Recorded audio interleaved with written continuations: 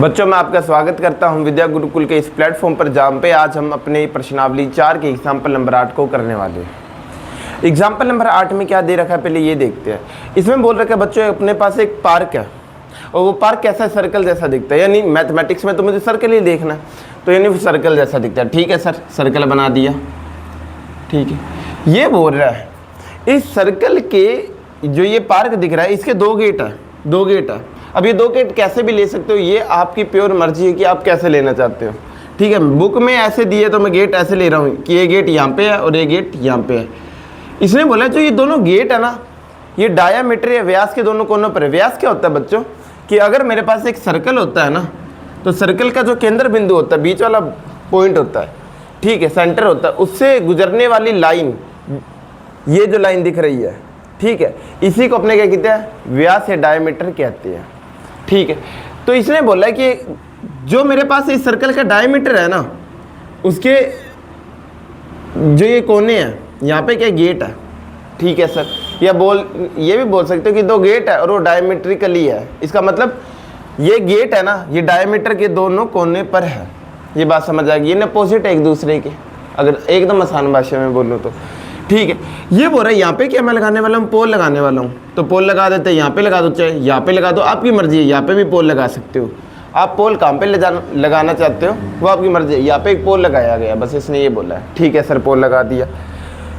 इसने मुझे क्या बोला कि अगर मैं यहाँ पे पोल लगाता हूँ तो यहाँ से कुछ देखो, इस गेट की भी इस पोल से दूरी है। देखो मान लो यहाँ पे मैं पोल लगाता तो इस गेट की भी इस पोल से कुछ दूरी है और इस गेट की भी पोल से कुछ दूरी है। तो ये दूरियां अपने बना लेते हैं कि हाँ मान लो ये वाली दूरी है। हाँ सर दिख गया, ये वाली दूरी है। ये वाला ये क्या बोल रहा है, मान लो इसका नाम ए गेट रख देते हैं, इसका नाम बी गेट रख देते हैं। तो याद रखना इसने क्या बोला, ये वाली जो दूरी है, ये वाली जो दूरी है और जो ये वाली गेट से दूरी है पोल की, इनमें 7 का डिफरेंस है। 7 के डिफरेंस होने का मतलब क्या है, मान लो यहाँ पे 2 बच्चे बैठे हुए हैं, तो एक के नंबर मैंने बोला, एक के नंबर 10 है और मैंने बोला दूसरे के नंबर है वो 7 का डिफरेंस है दोनों के नंबर के बीच में। इसका मतलब क्या हुआ कि हो सकता है दूसरे वाले के साथ ज़्यादा हो सकता है दूसरे वाले के साथ कम हो। 7 के डिफरेंस का मतलब होता है कि 7 ज़्यादा भी हो सकते हैं और 7 कम भी हो सकते हैं। ठीक है, तो इसने बोला कि ये जो दूरी है और जो ये दूरी है, इनके बीच में 7 का डिफरेंस है। 7 यानी अगर ये x है तो ये x + 7 भी हो सकता है, क्योंकि 7 का डिफरेंस है, और x - 7 भी हो सकता है। हो सकता है ये x से 7 ज़्यादा हो सकता है ये x से 7 कम हो। अब मैंने x ही क्यों माना, क्योंकि मुझे दूरी दे नहीं रखी थी, तो मुझे एक दूरी तो माननी पड़ेगी ना। तो मैंने एक दूरी मान ली कि x है, क्योंकि दोनों में 7 का डिफरेंस था, दोनों में 7 का डिफरेंस था। इसका मतलब ये 7 ज़्यादा भी हो सकती है ये वाली लाइन, और 7 कम भी हो सकती है, क्योंकि मैं 7 माइनस वाला करके आया हूँ तो मैं वो ले लेता हूँ, है ना। मैंने ये किया था ना, ये x है, ये x - 7 है, ऐसे करके पहले क्वेश्चन किया था। ठीक है, और ये बोल रहा है कि जो इसका ये डायमीटर है ये कितना, ये 13 है। ये कितना बच्चों, ये 13 है मीटर में। तो ये बात समझ आ गई। अब सर आगे, सर इतना तो समझे, लेकिन आगे कैसे करूँगा, क्योंकि मुझे तो इस वाला आगे करना है। मुझे तो यहाँ पे x निकालना पड़ेगा, x - 7 निकालना पड़ेगा। और उससे भी पहले इसने मुझे क्या बोला है कि यहाँ पे मैं पोल गाड़ सकता हूँ या नहीं, पोल गाड़ सकता हूँ या नहीं। इसका मतलब क्या ऐसी सच में कुछ दूरी है क्या कि इससे जो भी दूरी आ रही है वो वाली दूरी इस वाली से 7 कम या 7 ज़्यादा हो। समझ आया कि हाँ, कि मैं कोई, मेरे पास सर्कल दे रखा हो, उसके ऊपर मैं कोई पोल गाड़ सकता हूँ कि उसकी परिधि पर या बाउंड्री पर, कि इससे जितनी भी दूरी है, ए गेट से जितनी भी इस पॉइंट की, इस पोल की दूरी है, उतनी दूरी है वो बी से हो 7 कम करके या 7 ज़्यादा करके। इसने मुझे ये बात बोली है। ठीक है, तो ये देखते हैं, चेक करेंगे ये। लेकिन ये बच्चों अब ध्यान रखना, अब मुझे इस सवाल को आगे करना है तो कैसे करूँगा। तो बच्चे याद रखना, अगर मैं डायमीटर लूँ, कोई भी सर्कल का मैं व्यास ले लूँ, कोई भी व्यास ले लो, उस व्यास के दोनों बिंदुओं से आप एक लाइनें, 2 लाइनें बना दो, एक ये वाली और एक ये वाली। ये दोनों लाइनें बाउंड्री पर टच कर रही है, आपने देखा ना, बाउंड्री पर टच कर रही है। ठीक है, याद रखना, अगर ये दोनों लाइनें बाउंड्री पर टच करेगी तो ये हमेशा कितना बनाएगी, 90 डिग्री बनाएगी। मान लो यहाँ से मैं लाइन यहाँ पे बनाता और एक लाइन में यहाँ से यहाँ खींच देता, मैं बोलता ये कितना है, तो आप क्या बोलोगे, ये बच्चों ये 90 डिग्री है। कितना है ये, 90 डिग्री, क्योंकि अगर सर्कल के व्यास के दोनों बिंदुओं से एक एक लाइन खींची जाए और वो एक जगह जाके मिले, सर्कल की बाउंड्री, ये बाउंड्री होती है, सीमा होती है, यहाँ पे जाके मिले तो वो हमेशा कितना बनाती है, 90 डिग्री बनाती है, ठीक है, यानी ये 90 डिग्री है ना, क्योंकि ये 90 डिग्री है। तो मैं तो पढ़ के आया हूँ सर, अगर मुझे ये दिख रहा है सर ये तो ट्रायंगल है, ये देखो ये ट्रायंगल दिख रहा है मुझे, वो कौन सा ट्रायंगल दिख रहा है, समकोण त्रिभुज दिख रहा है, राइट एंगल ट्रायंगल दिख रहा है। मैंने समझा हुआ है कि राइट एंगल ट्रायंगल को सोल्व कैसे किया जाता है। तो एक अपना ने पढ़ा हुआ है छोटी क्लासों में, क्या था वो, पाइथागोरस या बोधायन प्रमेय जिसे कहते हैं, अपने बोधायन लिखेंगे। तो बोधायन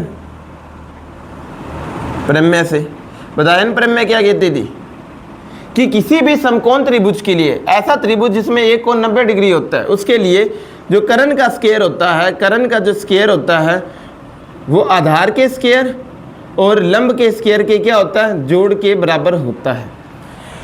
आधार क्या होता है, आधार वो होता है जो लिटी हुई लाइन है, लंब क्या होता है जो खड़ी हुई लाइन है, और कर्ण क्या होता है जो सबसे बड़ी लाइन है, ठीक है। या 90 डिग्री के सामने वाली लाइन को क्या कहते हैं, अपने कर्ण कहते हैं, हाइपोटेनस कहते हैं, ठीक है। ये बात समझ आ गई।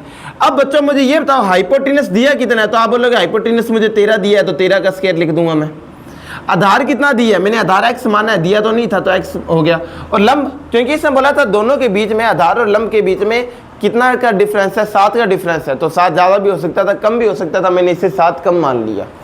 तो ये हो गया x - 7 का स्क्वायर। ये बात समझ आ गई सर। 13 का स्क्वायर होता है 169, एक्स स्क्वायर का एक्स स्क्वायर, इसे खोलोगे तो ये आ जाएगा बच्चों, पहले x का कर दो स्क्वायर, फिर 7 का स्क्वायर कर दो 49, और फिर मैंने बोला था दोनों को 2 के साथ गुना में कर दो तो 2 × x × 7, ये आ जाएगा सर 169 का 169, ठीक है। x स्क्वायर और x स्क्वायर कितना हो जाएगा, 2x स्क्वायर, ठीक है। 2 × 7 होता है 14, 14 × x होता है 14x, तो आ जाएगा माइनस का 14x प्लस का आ जाएगा 49, ठीक है सर। ये बात तो समझ गए सर। अब बच्चों देखो मैंने बोला था अगर दो चीजें बराबर हो तो इसे घुमाकर भी लिख सकते हो, क्योंकि देखो अभी भी ये इसी लेवल पर ना, ये पहले भी देखो ये दोनों एक ही लेवल पर थे, और अगर मैं उल्टा कर दूं तो भी ये दोनों एक ही लेवल पर है। तो कोई भी इक्वेशन होती है उसे उल्टा करने पर कोई फर्क नहीं पड़ता। जैसे तराजू वाला एग्जाम्पल मैंने बहुत बार लिया हुआ है आपके सामने, तो उल्टा करके लिख देते हैं इसे, ठीक है। तो 2x स्क्वायर माइनस का 14x प्लस का 49 और 169, ये 169 यहाँ पे प्लस है, वहाँ जाके बच्चों माइनस हो जाएगा, 2x स्क्वायर माइनस का 14x प्लस का 49, ये प्लस है यहाँ जाके माइनस, 169 बराबर 0। 2x स्क्वायर माइनस का 14x और 49 में से 169 जब जाएंगे बच्चों तो बचेगा 120 बराबर 0। अब आप अगर ध्यान से देख रहे हो तो आपको क्या पता लग रहा है कि ये भी 2 के पहाड़े में आता है, ये भी 2 के पहाड़े में आता है और ये भी 2 के पहाड़े में आता है। और मैंने बोला था अगर किसी इक्वेशन में भाग लगा सकते हो तो लगा देना, ठीक है, कि भाग लगाने से कोई फर्क पड़ता नहीं है इक्वेशन में। तो यहाँ पे 2 का भाग लगाऊंगा मैं, तो ये लाइन लिखोगे आप कि 2 का डिवाइड करने पर, 2 का डिवाइड करने पर, डिवाइड करने पर, 2 से डिवाइड करने पर, तो ये आ जाएगा एक्स स्क्वायर। 2 का डिवाइड करना मतलब होता है किसी भी चीज का आधा करना, तो 14 का आधा होता है 7x, इसका आधा होता है 60, तो ये बराबर का 0। ये इक्वेशन आपकी बन गई। अब ये बन गई तो इसे सोल्व करेंगे, लेकिन देखना इसे करने से पहले आपको दिमाग लगाना है। क्या दिमाग लगाना वो बताता हूँ। इसने क्या बोला है बच्चों, इसने मुझे बोला है कि मैं यहाँ पे पोल, क्या ऐसी ये जो बाउंड्री दिख रहा है आपको, सर्कल दिख रहा है, ये पार्क दिख रहा है, इस पार्क पर मैं इस प्रकार से पोल लगा सकता हूँ कि जितनी ये दूरी है, ठीक है, उससे 7 कम या 7 ज़्यादा ये वाली दूरी हो इस गेट से, और ये पोल है ये इसकी बाउंड्री पर लगे। तो इसका मतलब ये है, देखो अगर मैं x को निकाल पाया, अगर x की रियल वैल्यू आई, x को मैं निकाल पाया, तो मैं ये भी x - 7 भी निकाल पाऊंगा, है ना। और मुझे कैसे पता लगेगा कि x रियल आ रहा है या काल्पनिक आ रहा है, क्योंकि x काल्पनिक आया यानी तुम x को निकाल नहीं सकते हो, और x को नहीं निकाल सकते तो x - 7 कैसे निकालोगे। इसका मतलब यहाँ पे पोल लगाना संभव होता ही नहीं, है ना, क्योंकि x ही नहीं निकाल पा रहे, दूरी निकाल ही नहीं पा रहे तुम। तो अब मैं ये देखूंगा क्या मैं ये दूरी निकाल पा रहा हूँ x, क्योंकि अगर मैं ये दूरी निकाल पाया तो ये वाली भी निकाल पाऊंगा, ठीक है। तो अब देखते हैं पोल लगेगा या नहीं लगेगा, और इससे मुझे पता लग जाएगा कि पोल क्या लगाना संभव है इस प्रकार से कि ये दूरी जितनी भी है और ये दूरी जितनी भी है, दोनों के बीच की दूरी का डिफरेंस कितना हो, 7 हो। तो इसके लिए मैंने बोला था डिस्क्रिमिनेंट काम देगा। कौन देगा, डिस्क्रिमिनेंट या विविधकर। डिस्क्रिमिनेंट क्या होता था बच्चों, मैंने बोला था ये जो b² - 4ac होता है इसे डिस्क्रिमिनेंट कहते हैं। b क्या है, तो मैंने यहां से अपने निकालते, देखो जो x स्क्वायर के साथ गुना में होता है वो a होता है, तो a कितना 1 है, जो x के साथ गुना में होता है वो b होता है, तो b कितना -7 है, और जो अकेला होता है वो c होता है, तो ये है -60। अब b की जगह मैंने बोला b का स्क्वायर करके लिखना है, यानी -7 का स्क्वायर करके लिखना है, फिर -4 का 4, फिर आप करोगे a साथ में गुना, a है 1 और c है -60। -7 का स्क्वायर करते हो बच्चों आता है 49, और अगर इसका स्क्वायर करते हो तो देखना माइनस का गुना माइनस से किया प्लस, 4 का गुना 60 से किया 240, और जब दोनों को जोड़ोगे तो 289 आ जाएगा, क्योंकि प्लस का आ रहा है। और मैंने बोला था अगर आपका b स्क्वायर -4ac 0 से बड़ा आता है तो इसका मतलब मैं x की वैल्यू यहाँ पे जो निकलेगी वो रियल होगी, है ना, रूट होंगे वो रियल होंगे, यानी यहाँ पे मैं पोल लगा पाऊंगा। बात समझ आ गई? अगर नहीं निकलता इसका मतलब x की वैल्यू काल्पनिक आती, इमेजिनरी आती, यानी तुम असल में x की वैल्यू और x -7 की वैल्यू निकाल ही नहीं पाते, और जब निकाल ही नहीं पाते तो पोल लग जाता कि यहाँ पे नहीं लगता, है ना, क्योंकि इसने बोला है पोल को इस प्रकार से लगाया गया है कि गेट से जो दूरी है ना उनका बीच का डिफरेंस, ठीक है, वो 7 होना चाहिए, दोनों का अंतर कितना होना चाहिए 7, इसलिए यहाँ पे x की वैल्यू निकलनी चाहिए, और वो मुझे पता लग रहा है कि हाँ यहाँ पे x की वैल्यू निकलेगी, क्योंकि b स्क्वायर -4ac 0 से ज़्यादा है। ये बात समझ आ गई सर, ये आ गया, मुझे क्या करना है अब बच्चों, सोल्व करोगे यार x की वैल्यू मिल जाएगी। एक तो मैं पहले आपको बता के आया हूँ कि कैसे करना है, मिडिल टर्म स्पीड से, सेम ऐसी बनी थी ना इक्वेशन, और वहाँ पे x की वैल्यू 1 आई थी -12 -5, ठीक है, और एक आई थी x की वैल्यू +12, और मैंने क्या बोला था, क्योंकि जो लंबाई या दूरी होती है वो कभी माइनस नहीं होती, इसलिए ये गलत हो जाता है और ये क्या हो जाता है सही, यानी ये कितना है 12, और मैंने बोला इसमें 7 का डिफरेंस है और मैंने 7 कम माना था, तो ये कितना हो जाएगा 5। आप x + 7 लेके भी कर सकते हो, आंसर सही आएगा, ठीक है। तो a कितना है बच्चों, 1 12 है, और a कितना है 5 है। और आप मैंने पहले भी आपको बताया था कि 5 12 और 13 का ट्रिपलेट होता है, यानी ये तीनों हमेशा आएंगे तो एक साथ आएंगे, है ना, जब समकोण त्रिभुज बनेगा, ठीक है। तो ये तुम्हें पता लग गई थी 13, और इसमें इन्होंने बोला था 7 का डिफरेंस है ना, तो 7 का डिफरेंस 5 और 12 में नहीं होता क्या, होता है ना। तो अगर आप इंटेलिजेंट पर्सन हो तो आप 1 सेकंड में भी इस क्वेश्चन को कर सकते थे, ठीक है। अब ये आ गया सर, ये पहले वाला मेथड तो आपने लिखाया ही नहीं मुझे तोड़ने का कि मैं सोल्व कैसे करूँ, कोई दूसरा बता दो तो मुझे। चलो दूसरा बताते हैं आपको। तो बच्चों मैं यहाँ पे क्या कर रहा हूँ, अपना इस वाली साइड को मिटो रहा हूँ, ठीक है। मैं होप करता हूँ कि आपने इतना तो लिख लिया होगा, ठीक है।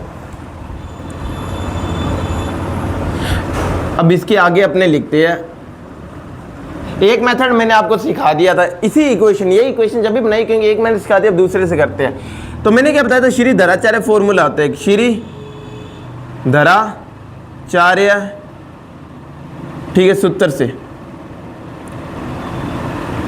श्री धराचार्य सूत्र क्या था कि अगर आपको रूट निकालने हैं, x की वैल्यू निकालनी है कि जिसके ऊपर ये इक्वेशन 0, उसके लिए फॉर्मूला था माइनस का b plus minus root b square -4ac upon में 2a, ठीक है सर।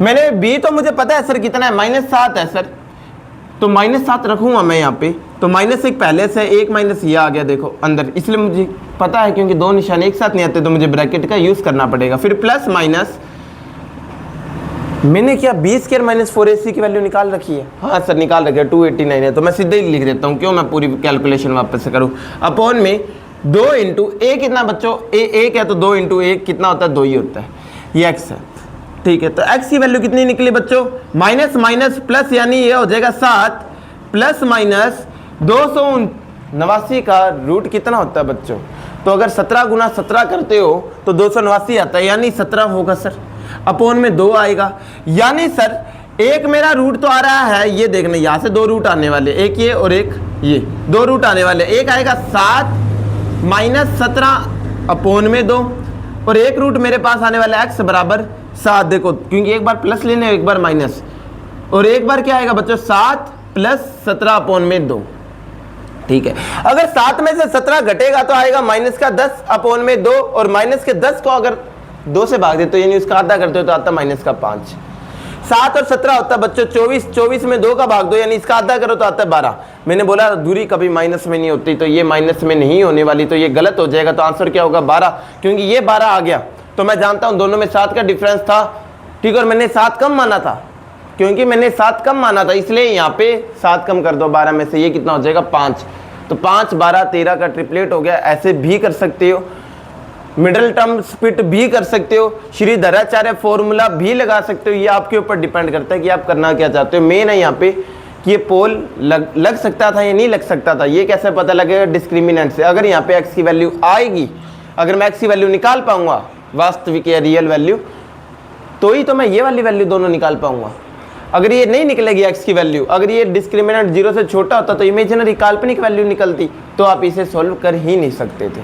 ठीक है, तो ये आपको समझ आ गया होगा और बेस्ट ऑफ लक।